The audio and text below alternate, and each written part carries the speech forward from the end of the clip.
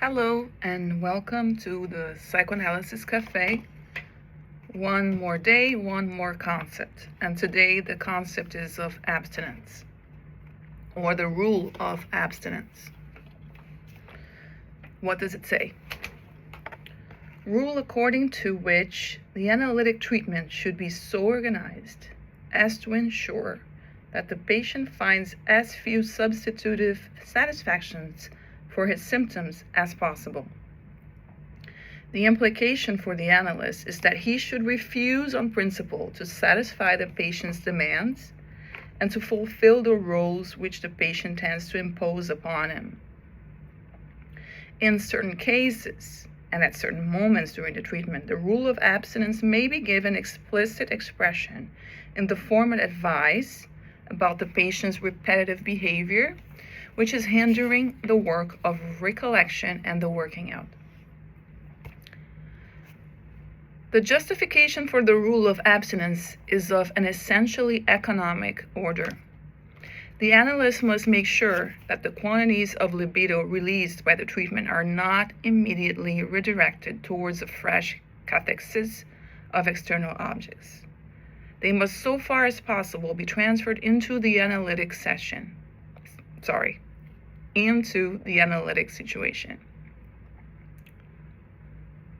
libidinal energy is thus monopolized by the transference and deprived of any occasion for discharge other than through verbal expression.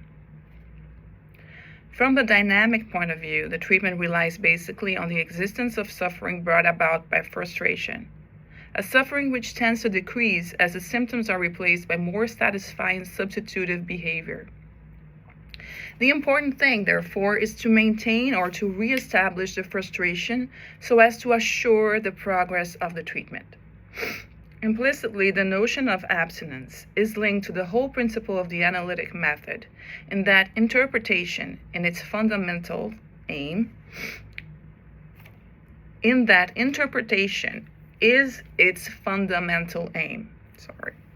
not the gratification of the patient's libidinal demands. It should come as no surprise that when Freud tackles the question of abstinence directly in 1950, it is apropos of a particularly pressing demand, the one inevitably associated with transference love. Quote, I shall state it as a fundamental principle that the patient's need and longing should be allowed to persist in her in order that they may serve as forces impelling her to do work and to make changes, and that we must be aware of appeasing these forces by means of surrogates. End quote. It was with Ferenczi that the technical problems posed by the observance of the rule of abstinence were to come to the forefront of psychoanalytic debate. In certain cases, Freud maintained measures should be taken which tend to drive away the surrogate satisfactions which the patient finds both within the treatment and outside it. In his concluding address to the Budapest Congress of 1980, Freud approved such measures on principle and offered a theoretical justification for them. Quote, cruel though it may sound, we must see to it that the patient's suffering, to a degree that it's in some way or other effective, does not come to an end prematurely. If, owing to the symptoms having been taken apart and having lost their value, his suffering becomes mitigated, we must reinstate it elsewhere in the form of some appreciable privation. End quote. The notion of abstinence is still the subject of debate.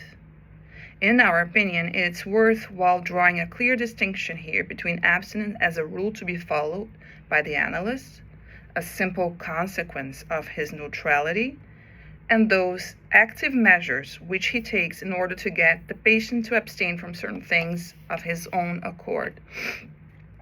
Such measures range from interpretations whose persistent repetition makes them tantamount to injunctions, to categorical prohibitions. The latter, when they are not designed to forbid the patient all sexual relations, are usually directed against specific forms of sexual activity, perversions, or specific maneuvers of a repetitive character which seem to be paralyzing the work of analysis. The majority of analysts have serious reservations about recourse to active measures of this type, notably on the grounds that in this way, the analyst may, with justice, be accused of expressing repressive authority.